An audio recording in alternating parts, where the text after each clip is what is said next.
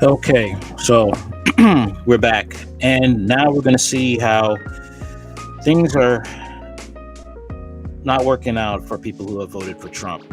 Let's get into it. Our Talk Radio Live in 4K.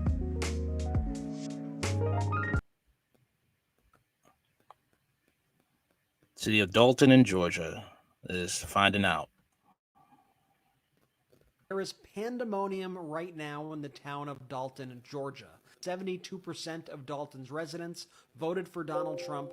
37.5% of its residents are Hispanic. That is the highest concentration of Hispanic voters in all of Georgia. Leader in the carpet industry, Dalton is known as the carpet capital of the world, and the town's economy relies on immigrants to run.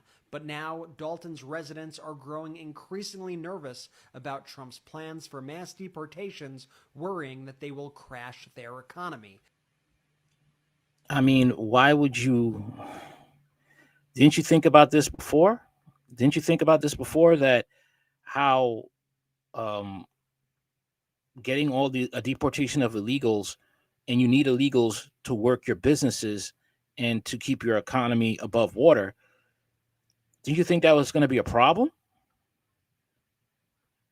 I'm just saying. I mean, you guys thought about this, right? That's when people say, "Oh, it wasn't about race. It wasn't about race." It seems that way to me because you guys didn't really think this through. That's what I'm seeing. Because when it comes to minorities, like I said, it was all about being white first. Now here's another one. This story is coming from the Leopard Ate My Face subreddit, and it's regarding the city of Dalton, Georgia. Let's read it, and then I have some thoughts. Trump voter delusions never cease to amaze me. So the town overwhelmingly backs Trump, whose central campaign promise repeated ad nauseum is to deport all immigrants who do not have legal status to be here, 11 million of them. And so now that the town is realizing that losing workers without legal status would devastate its economy, they're betting, praying that Trump won't deport their illegals because they don't cause any trouble. I'm sorry, did you listen to any of his million speeches about mass deportation? Did you hear any loopholes for those who don't cause any trouble? Because if that's the new standard, no deportation if you're not causing any trouble. Then 99% of people here without documentation can stay. Well, sorry to say, Dalton, but you voted for your own economic demise, and there are countless other Daltons around the country now realizing they're in the same boat.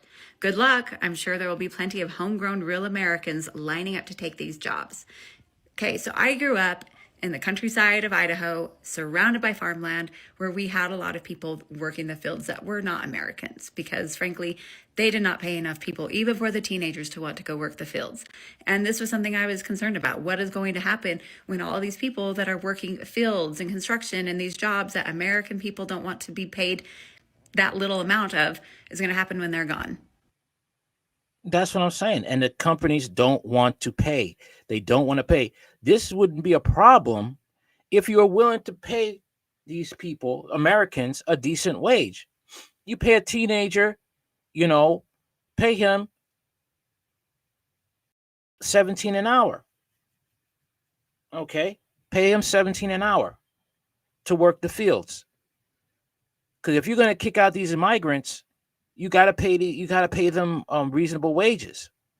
The Americans, all right? But they don't want to do it. This is all about greed.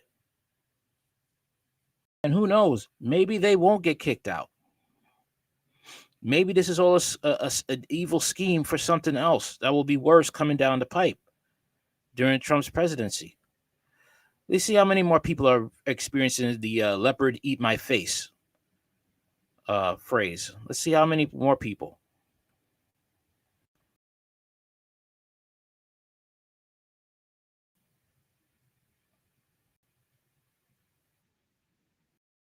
Hold on one second.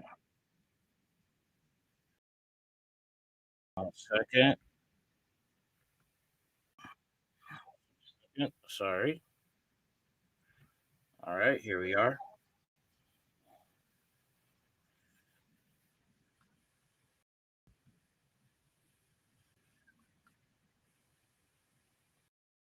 All right.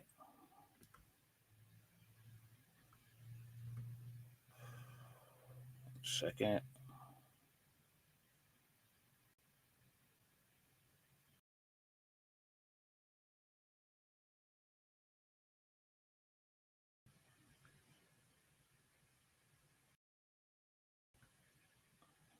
Okay.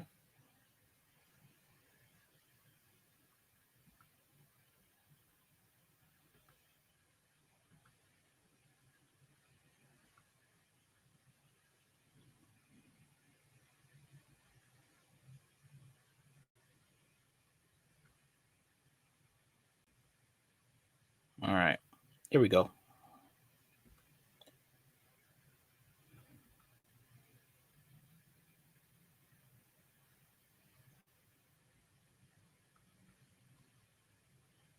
And welcome to the Steelworkers for Trump rally. What a great day to be an American patriot in Latrobe, Pennsylvania. My name is Jason Zuga. I'm the former president, current vice president of Local 2227, work for United States Steel Urban Works.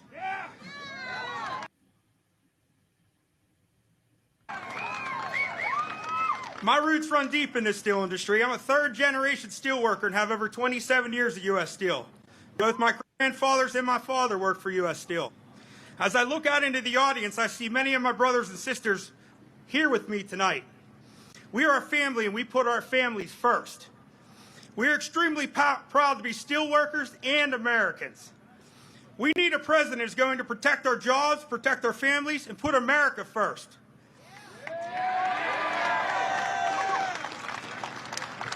We support President Trump and his commitment to prioritizing the long-term sustainable success of our industry, his commitment to making America great again.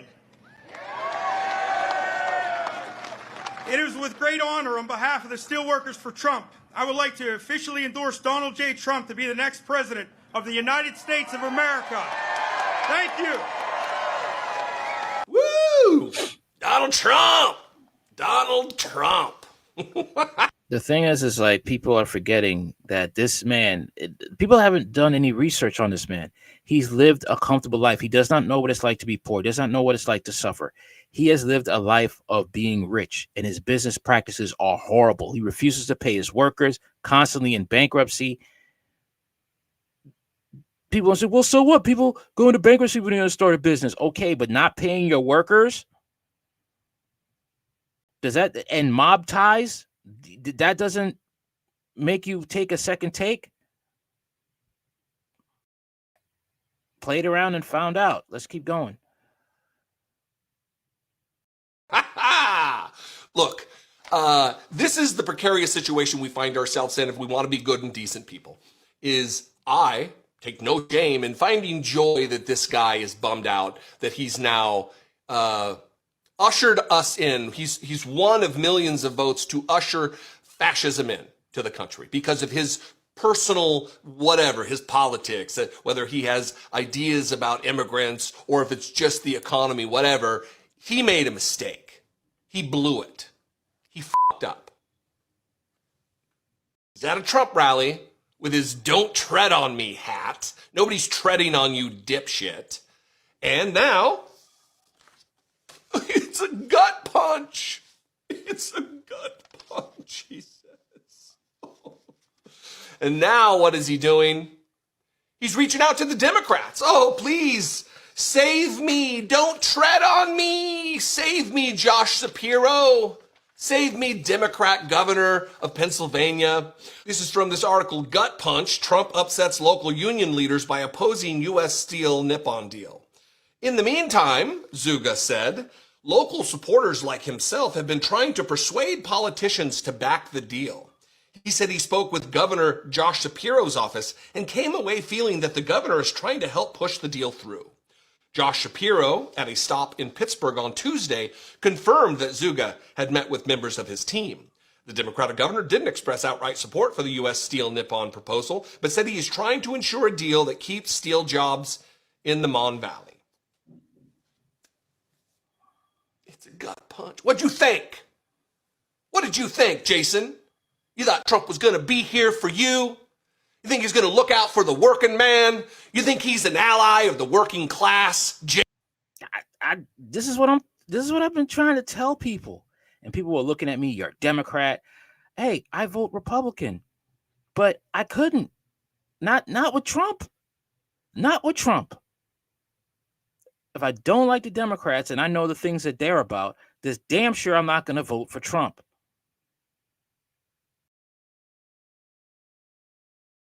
Okay? And the thing is like the key thing about Trump, he does not pay his workers. He's had a history of that. And you as a laborer, that should have sent alarm bells through your skull, to your spine, to your hands, to your feet, because those are the things that you use to work through the day. 7 days a week, 365 days a year, you're busting your body to do grueling work, and you expect to be paid. And you hear a businessman say, I don't like to pay my workers. You hear that? That should be like, oh, no, I'm not voting for Trump. No. Instant red flag. Instant.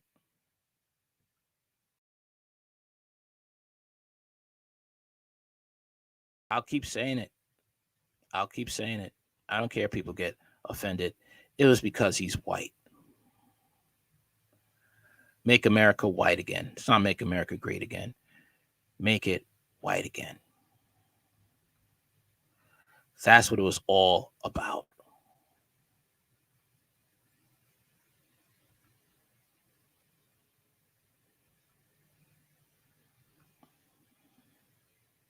Okay.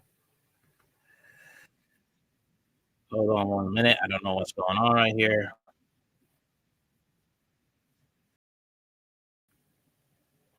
Okay.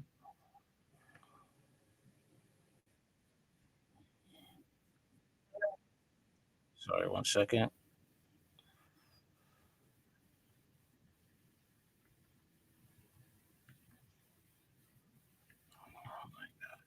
Hold on 1 minute.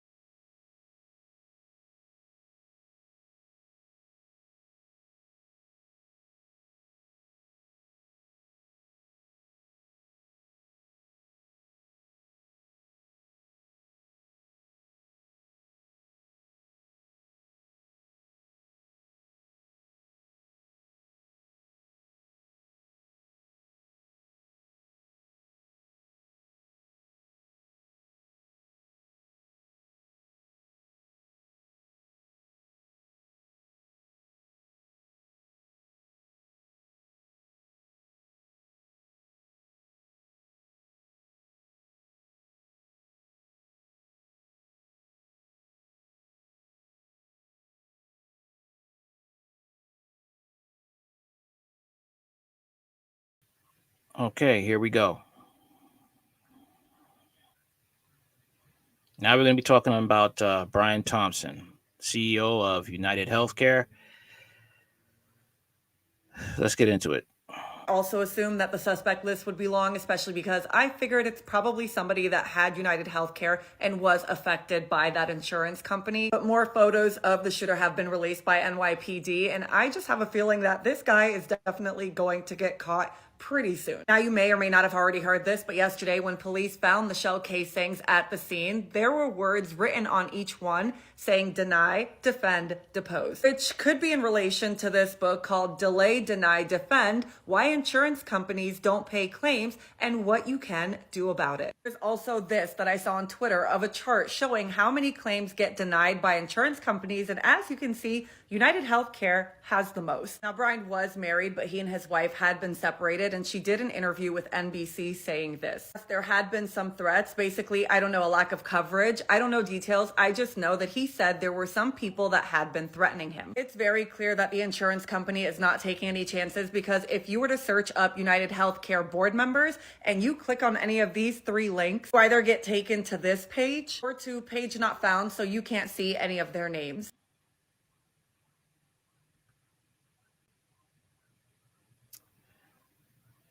People are tired of being screwed over by the healthcare system just to line their pockets.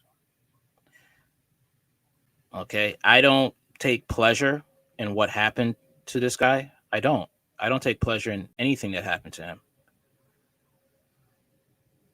But the reality is,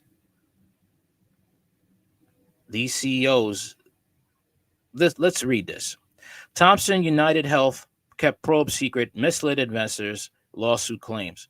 As one of the largest healthcare insurers in the United States, healthcare and late CEO Brian Thompson are defendants in numerous lawsuits. One in particular, filed in the U.S. District Court for Minnesota, is notable in light of the brazen Wednesday morning shooting death of Thompson in downtown Manhattan. Thompson was on his way to an investor conference at the New York Hilton Hotel when a gunman ambushed and shot him in the chest. NY New York police say. Thompson joined United Health Group in 2004 and was named CEO for United Healthcare in April of 2021. A few months prior to that, on January 6, 2021, United Healthcare announced its largest acquisition ever, Change Healthcare, a health technology company, for $13 billion. Change operated a clearinghouse processing health insurance claims and moving data from entity to entity. According to a United Health estimate, more than half of American medical insurance claims pass through or touch Change's system. Department of Justice on alert. On February 24th, 2022, the Department of Justice sued to block the Change acquisition and on antitrust grounds, arguing United Health would gain access to sensitive data that would wield against its competitors. United Health prevailed and the Change acquisition was finalized. Throughout the dispute, United Health executives insisted that the company had internal firewalls that prevent the sharing of competitively sensitive information across business units, plaintiffs say.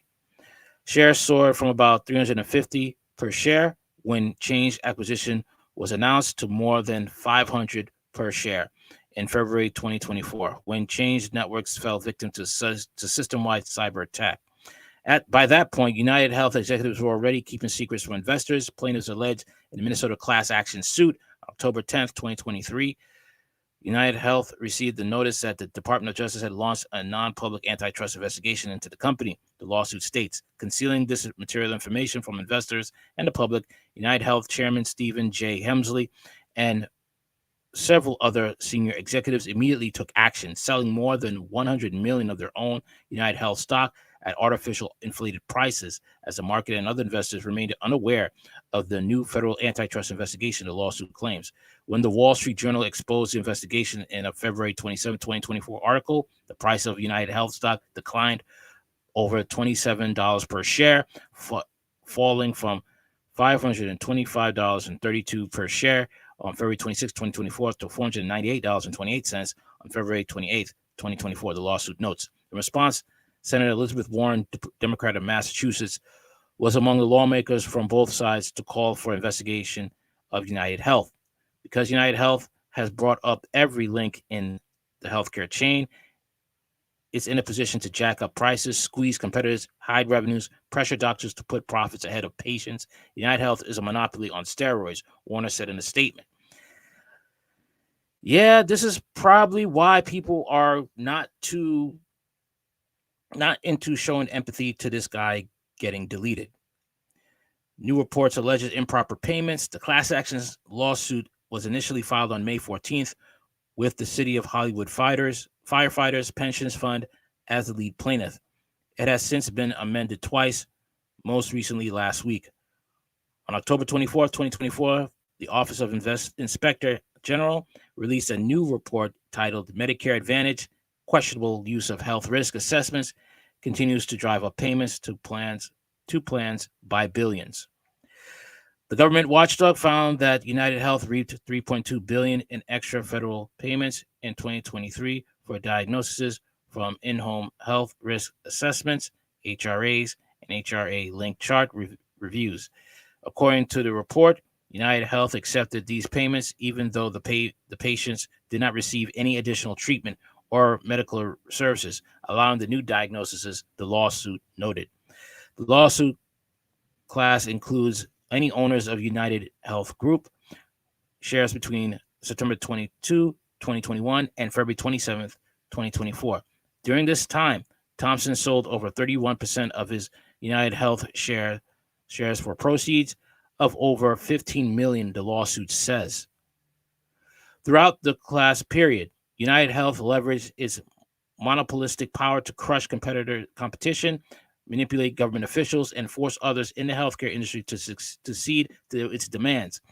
In the process, United Health unlawfully obtained billions of dollars of revenue from the federal government, the healthcare providers, and its own members, the lawsuit states. On Wednesday, Magistrate Judge David T. Schultz signed an order giving United Health and Helmsley and Thompson until March 1st, 2025, to respond to the amended complaint. Wow. You could say that, hey, people are more into that eat the rich vibe right now. They are more into that eat the rich vibe. It's really showing. Eat the rich. People aren't playing anymore. They're not. They don't care. All right. People are suffering out here. And this incident has exposed people to what's really going on in the healthcare field. And it doesn't help that Donald Trump is in office now, soon will be office. And we already knew, okay, that he's going to be for the rich. And Republicans are finding out. They are finding out. That's all that could be said. They're finding out. And here's what the ridiculous claim of the FBI is doing right now. Here's what they're doing. Can't make this up.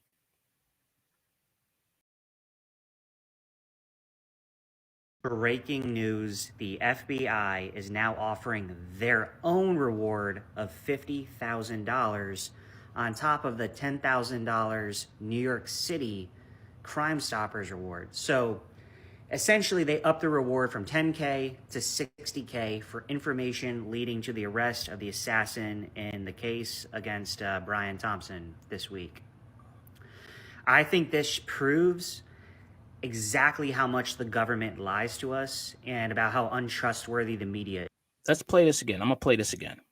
Breaking news, the FBI is now offering their own reward of $50,000 on top of the $10,000 New York City Crime Stoppers reward. So essentially, they upped the reward from $10K to $60K for information leading to the arrest of the assassin in the case against Brian Thompson this week.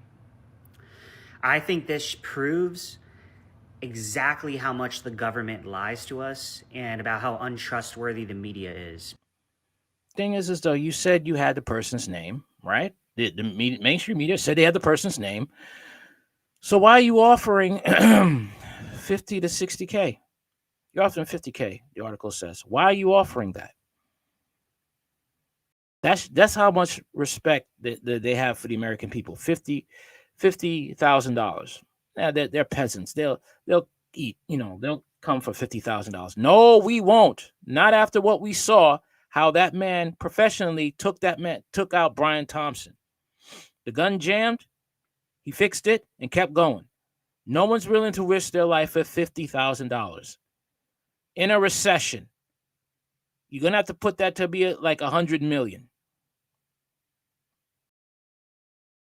That's what it's going to have to be. Okay? And there's a lot of people who are just grinning. It's literally just ear to ear. People are saying, did you hear the people sing? Did you hear the people sing?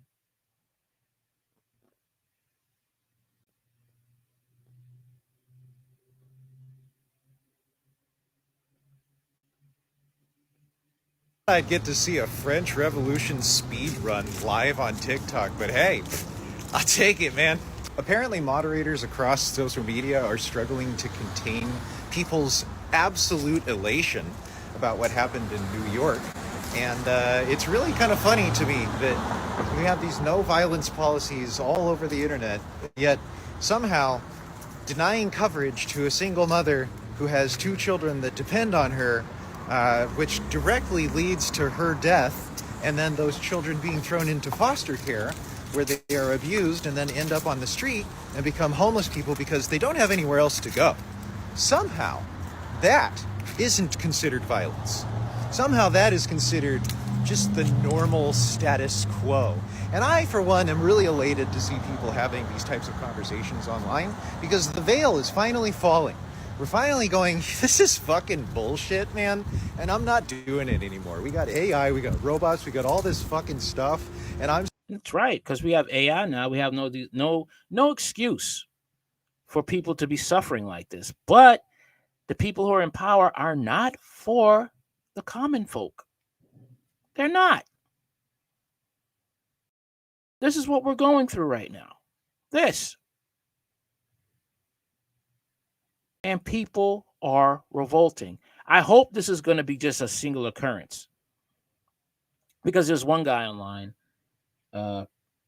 Well, maybe I hope it's a joke. I hope it's a sick joke, but I hope it is. It's nothing more than a joke. That they're saying that the guy works in there's more than one, like it's an organization. Hopefully it's a joke. Hopefully. I really hope it is. Because I don't want this to keep happening. I don't.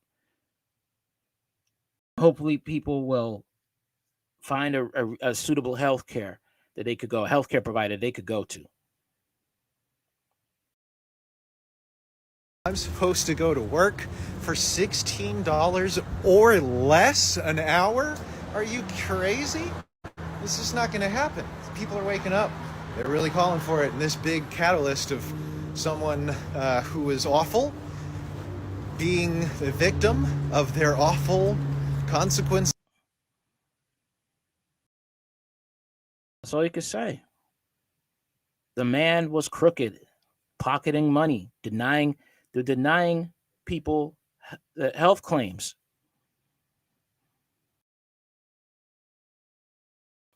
Okay, I just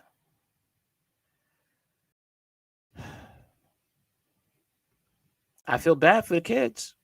He had kids.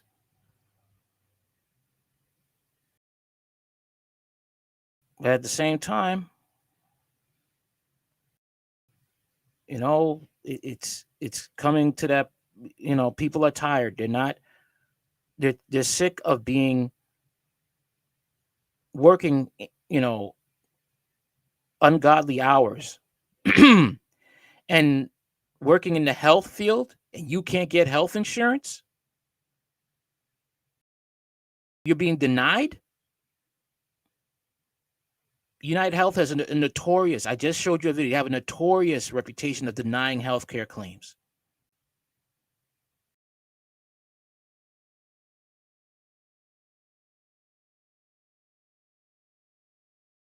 Let's get into this one right here.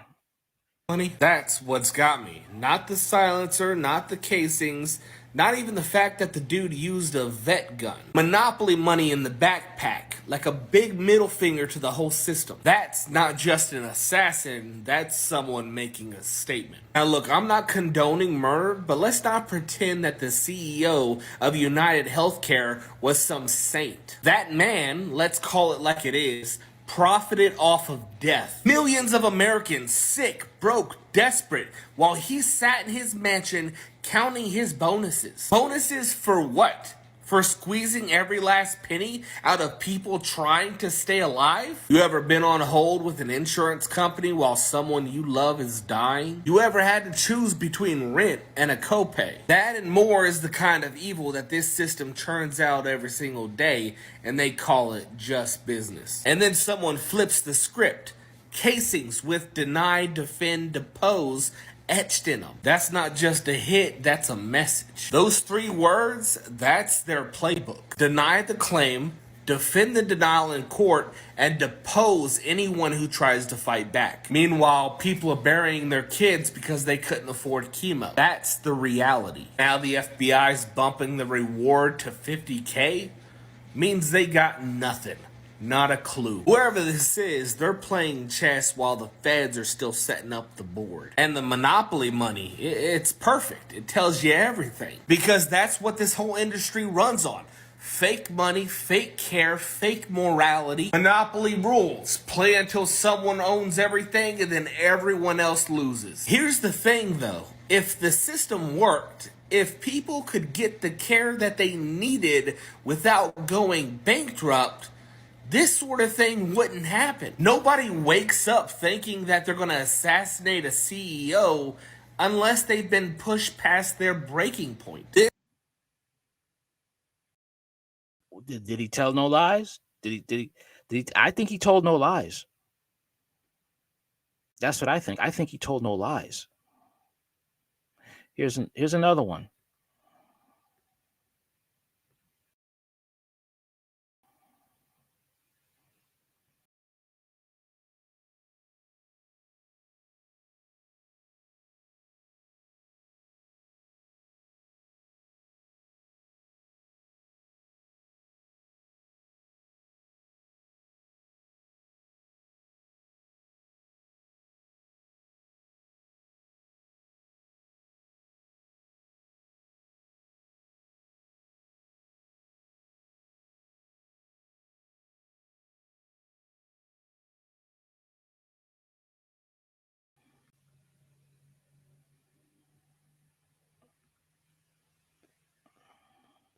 CEO getting pew-pewed is literally making conservatives gain class consciousness in real time. Ben Shapiro uploaded a video about it saying the evil revolutionary left cheers murder and his supporters are eating him alive in the comments. I don't know why you're trying to keep pushing this as a left issue. It's clearly across the board. As a longtime Ben Shapiro fan, buddy, your wealth is showing. It's not a left or right thing. Sorry, Ben, lifelong conservative and don't have an ounce of sympathy for this CEO. How many Americans have died because of his company's greed? Healthcare shouldn't be a choice between living and permanently being in crippling debt. I just realized your entire business model requires that us normal folk hate each other. But I just realized your entire business model requires that us normal folk hate each. That's the whole playbook for the Republican and the Democrats. That this divide and conquer. When people are at each other's throats, then they could come in with martial law and control everyone. Divide and conquer. Order out of chaos. Glad people are waking up. I'm glad people are waking up. It's the same thing on r/conservative too. People are naturally going to celebrate. This man's death is an allegory for the failure of privatized healthcare as a whole. We can all relate. Prescriptions we can't afford, people we know who have been turned down healthcare or treatment due to insurance reasons. I'm a Republican and I'm not going to defend the failure of privatized healthcare. It is an absolute tragedy, the people who don't have access to healthcare. Complicit for over 7 million deaths, 1/3 claim denial rate, UHC being investigated for using algorithms that automatically denied claims. UHC also has some of the highest healthcare premiums and costs, all while he was the CEO and making over $10 million a year. Also, he's being investigated for fraud, money laundering, and insider trading. You guys, they are literally getting it. Sure, a few politicians will make some lukewarm comments to keep their bases energized, but when those same companies sprint to donate for politicians, it becomes pretty clear that they're all in it together. Literally so close. The US healthcare system is a mess for sure. I think the overall reaction of the masses is probably scaring the hell out of the elites. The only reason they exist making 350 times. I don't think that they will scare the elites. They've gotten so much power over the decades, that they will, if need be. I mean, they have control of the food. They got control of the farmland. See, that's the thing. I look into alternative media sources, and it's really not looking good for us. I mean, people could band together, but they better have some resources like food. Where are you getting your food? Where are you going to be getting clean water? Where are you going to be able to have food that isn't poisoned by the companies, by big pharma? That's the thing. How are you going to survive the winters, the heat? Where are you going to get gas to put in your car? Okay, because looking into alternative media sources, it's really not looking good for the American people in this country. All right. So let's go over to finding out about what the Prime Minister of the Bahamas had to say about Trump when Trump had an illegal migration proposal. Let's look into that right now.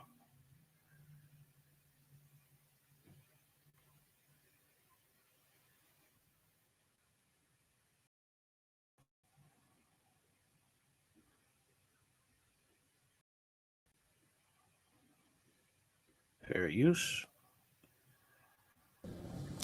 Bahamas has rejected a proposal from Donald Trump's upcoming administration to take in deported migrants. Well, as the next president of the United States of America remains adamant on his stance to slash immigration in the U.S. Notably, Trump's team has carved out a list of countries to which it wants to deport migrants. That's when their home countries refuse to accept them. NBC News reported, but the Bahamas, an island nation set in the Atlantic Ocean, said it had reviewed and firmly rejected the plan. Bahamas is so small compared to other countries. No, they had every right. Every right. Trump didn't really have a plan for this problem. He didn't. If he did, he would never have picked Bahamas. Not in a million years.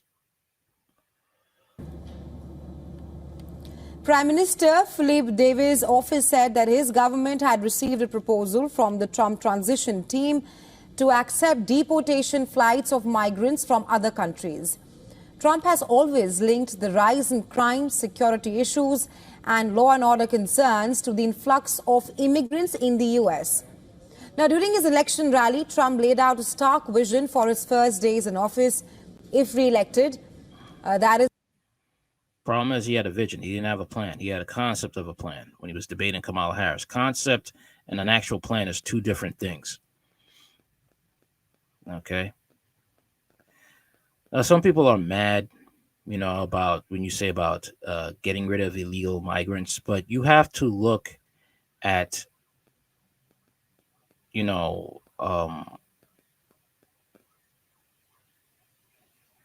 what's going on. What are people face? See, I live in New York, and there's been a lot of crime due to these illegal migrants. Remember one of a woman, she was just walking down the street at night, and illegal put a noose around her neck, dragged her behind a car. You know what he did to her. They caught him, though, and they beat the crap out of him, but the damage was already done. This is why I'm like hey, if you're going to be here, you have to be here legally, and you have to have a background check. We got to know if you have any diseases, and we got to know if you have a criminal record.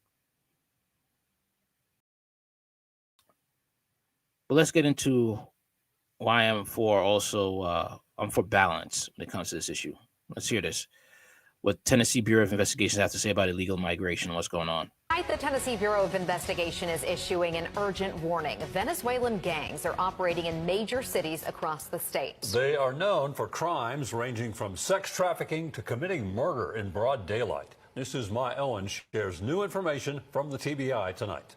Tonight, Tennessee Representative Mark Green sharing his outrage after learning a violent Venezuelan gang is openly operating in the state. In a statement, Green, chairman of the House Homeland Security Committee, commending the Tennessee Bureau of Investigation for sounding the alarm and supporting the incoming Trump administration's agenda to restore the border. I think the key piece is that we are concerned. The alarm has been sounded only to raise awareness and understanding that they are here. Questions surrounding the gang have now been raised across the state after the TBI warned the gang Tren de Agua has resurfaced. The group involved in crimes ranging from trafficking women to committing murder in broad daylight. They are in Tennessee. Primarily right now, we see them engaged in human trafficking. And those operations are happening in each of our large cities in Tennessee. The department explaining these gangs start by forcing people into human trafficking, then often move into organized retail crime, and from there, drugs. We know that they are taking on the cartels. They haven't held back in letting cartels know that they will take them on, and they will battle for the drug trafficking in communities. A recent bulletin reported by News Nation warning officers of more than 1,000 members of the gang infiltrating into the U.S. and its leaders giving the green light to target members of law enforcement. They are very violent toward policing. They're violent toward law enforcement, and so they will fight and they will attack police. They have no respect for law enforcement.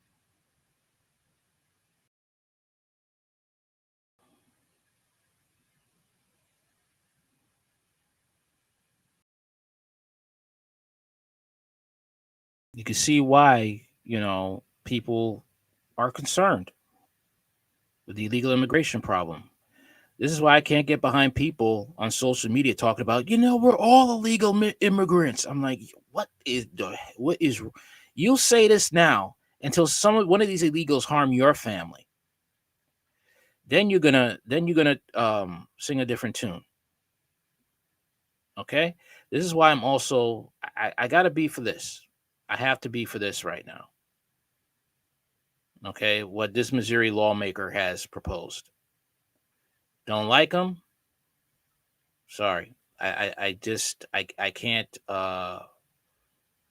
empathize with you, because the one thing I can't stand is like these two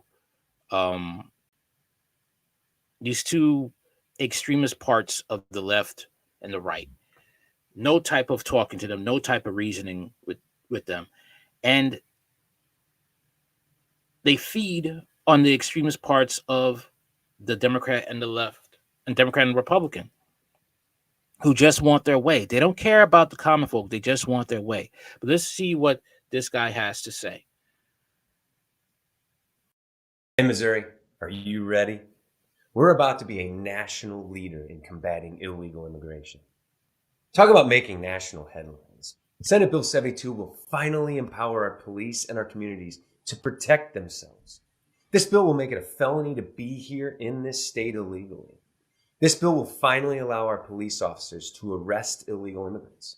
And it'll allow our Department of Public Safety to investigate, to determine if someone's illegal, and dispatch licensed bounty hunters to effect those arrests. Once convicted, illegal immigrants will no longer have access to public benefits paid for by our tax dollars. And much like Crime Stoppers and other federal hotlines, if you submit an anonymous tip that leads to the arrest of an illegal immigrant, you'll be rewarded $1,000. The voters have spoken. It's time to get serious about illegal immigration. President Trump, Missouri will have dangerous illegal immigrants gift wrapped and ready for deportation. Many more updates come. What irks me is this allegiance to Trump, though. The allegiance is disgusting. The constant meat writing for Trump is not, which is a big turnoff. Just going to say it. The worshiping of presidents,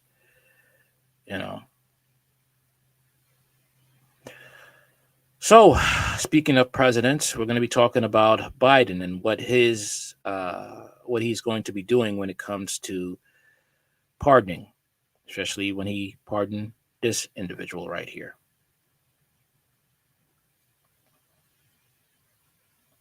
No, it's not Hunter Biden. Oh, no.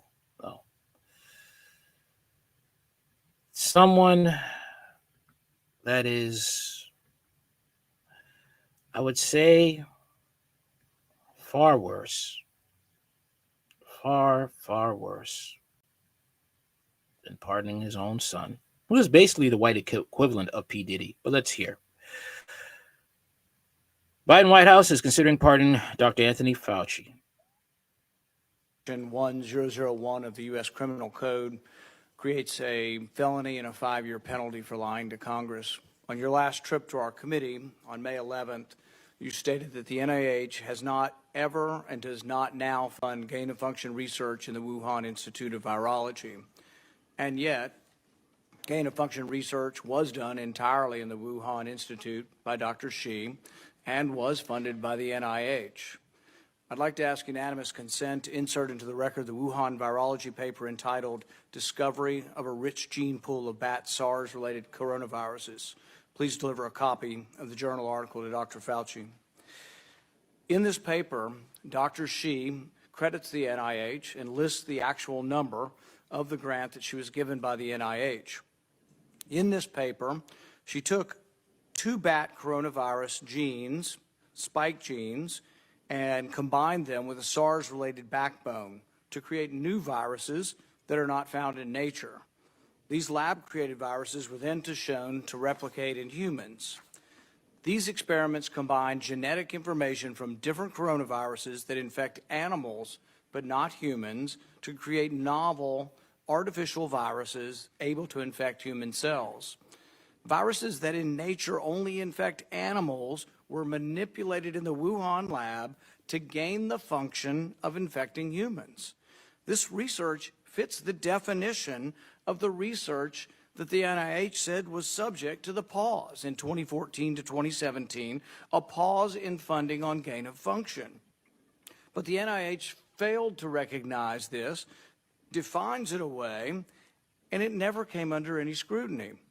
Dr. Richard E. Bright, a molecular biologist from Rutgers, described this research in Wuhan as the Wuhan lab used NIH funding to construct novel chimeric SARS-related coronaviruses able to infect human cells and laboratory animals.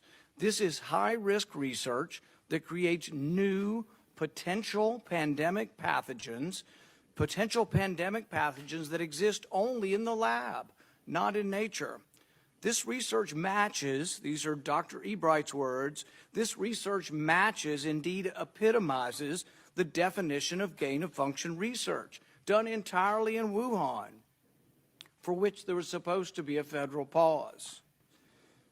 Dr. Fauci, knowing that it is a crime to lie to Congress, do you wish to retract your statement of May 11th where you claimed that the NIH never funded gain-of-function research in Wuhan?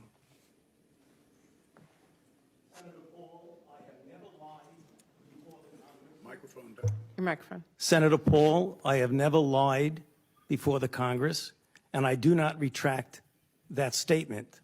This paper that you are referring to was judged by qualified staff up and down the chain as not being gain of function. Let me finish. You take an animal virus and you increase its transmissibility to humans, right. You're saying that's not gain of function? Yeah, that is correct. And Senator Paul, you do not know what you are talking about, quite frankly. And I want to say that officially. You do not know what you are talking about.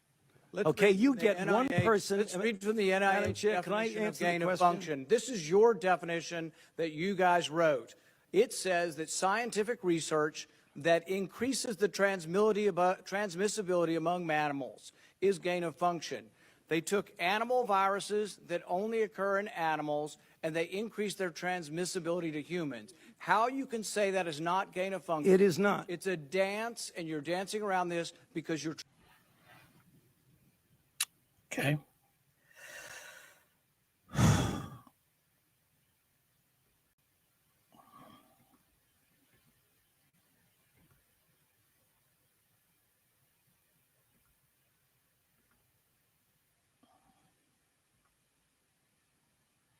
Okay, hold on 1 minute. Here we are. All right.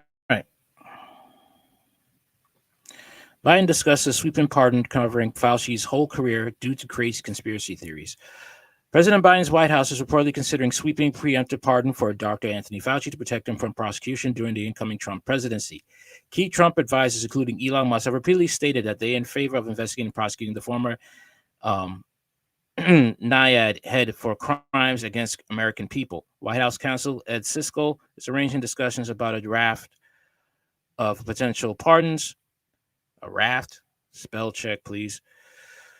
Draft of potential pardons with several other senior Biden aides, including Chief of Staff Jeff Zients, Politico reported, citing senior Democrats familiar with the plans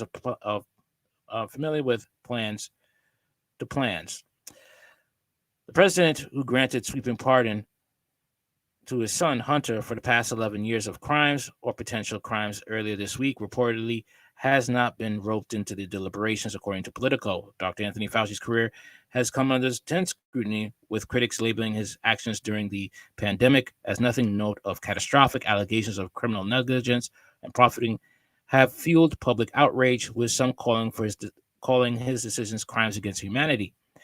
My thing is this, right? Everybody wants to say this now, but what about Trump? Trump was the one who had to deal with Fauci. Trump obviously was briefed about who Fauci was. Okay. Fauci has a track record of doing this since the 80s. Since the 80s. And look up what he was involved with. Okay. Especially with torturing children that were in the foster care system with drugs, with experimental drugs. Evidence suggested Fauci played a pivotal role in promoting treatments and policies that critics argue cost countless lives. Millions of dollars flowed into initiatives under his watch, while treatments deemed effective by some independent studies were sidelined or vilified. These decisions were reportedly amplified by a media landscape heavily influenced by pharmaceutical advertising dollars, ensuring alternative voices were drowned out. Fauci's advocacy for the, as far as I will go. We know what happened. Okay. We know what he's connected to. All right.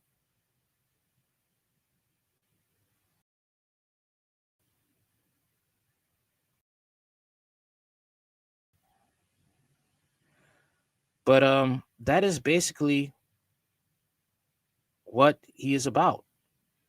Okay. And both sides knew about this. Both sides knew about Fauci. Okay. They knew what type of person he is. And here's something else. Here's something else about Biden. Let's get into that right now. And Kamala Harris. Let's get into that. And what they were doing with the hurricane relief money for Hurricane Elaine and Hurricane Milton. Let's get into that right now.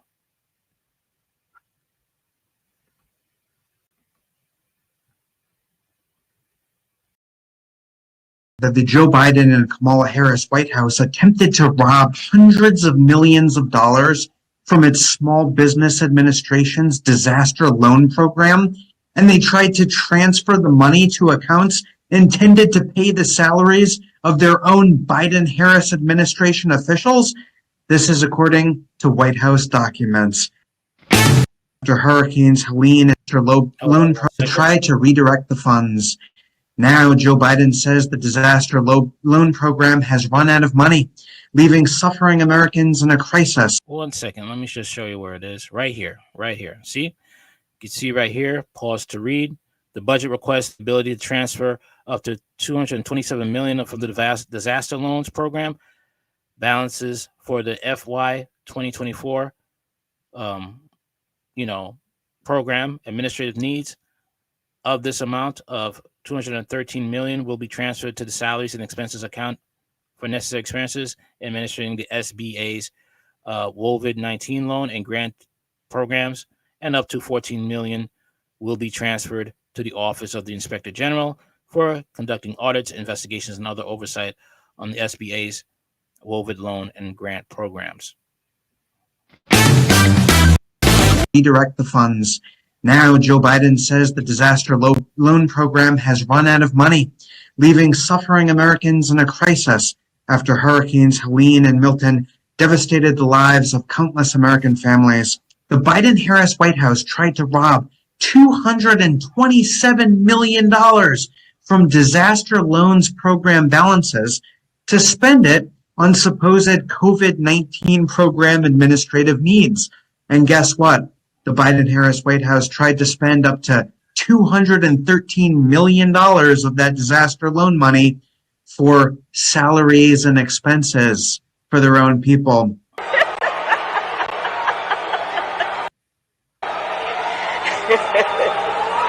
Meanwhile, the Biden-Harris administration's Federal Emergency Management Agency, aka FEMA, spent hundreds of millions of dollars feeding and sheltering and serving illegal immigrants before Hurricane Helene, while they ignored an Inspector General report warning them that their disaster relief fund had a multi-billion-dollar deficit due to misplaced funds.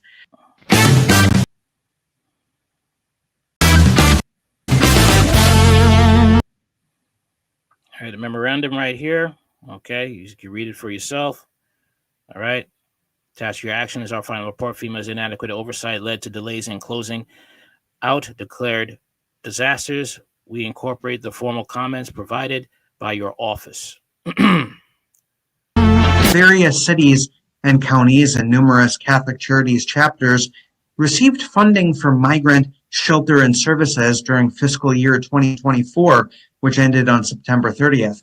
Catholic Charities Archdiocese of San Antonio, Inc., I love that Inc. in there, got an allocation from FEMA for more than $10.8 million, while Catholic Charities Diocese of San Diego got a more than $19.5 million handout. Other recipients include the Salvation Army and chapters of the United Way. The program is run by a national board that includes representatives from American Red Cross, Catholic Charities USA, the Jewish Federations of North America, National Council of Churches of Christ in the USA, the Salvation Army, and United Way worldwide.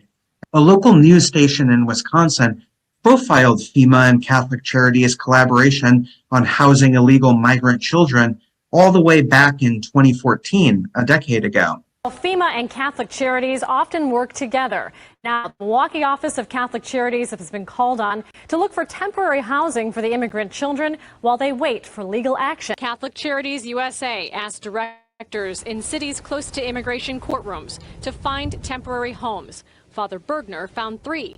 2 former schools, one in the city of Milwaukee and one in Milwaukee County, and one underutilized office building elsewhere in the state. FEMA would provide some of the basics needed to, I think, house people with dignity. That means a little more than a sleeping bag.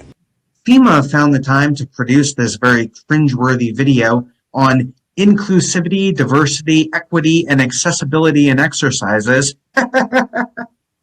What a Kafkaesque word salad that is. Their words, obviously. It sounds like Kamala wrote that.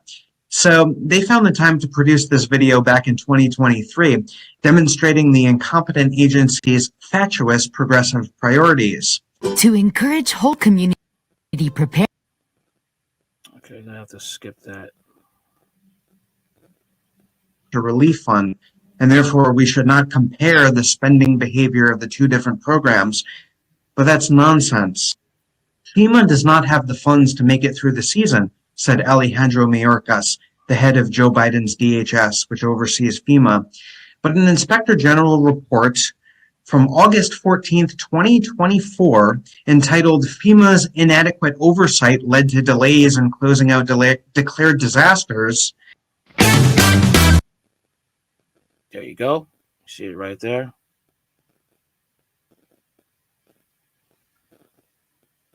General report was addressed to Biden-Harris FEMA head Deanne Criswell, and it said that billions of dollars in missing money was still available to be used by FEMA for disaster relief. Quote, as of July 2023, the DRF was projected to have a $4.3 billion deficit by the end of fiscal year 2023.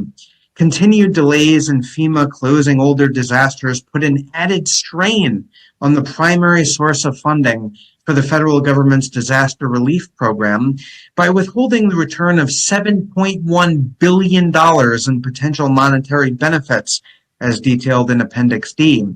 Without stronger policies and improved oversight, FEMA risks continuing to close disaster programs in an untimely manner. And that's all I could go through now. This is what we're dealing with, people. Scumbags on both sides of the aisle. Like, share, comment, subscribe. Later.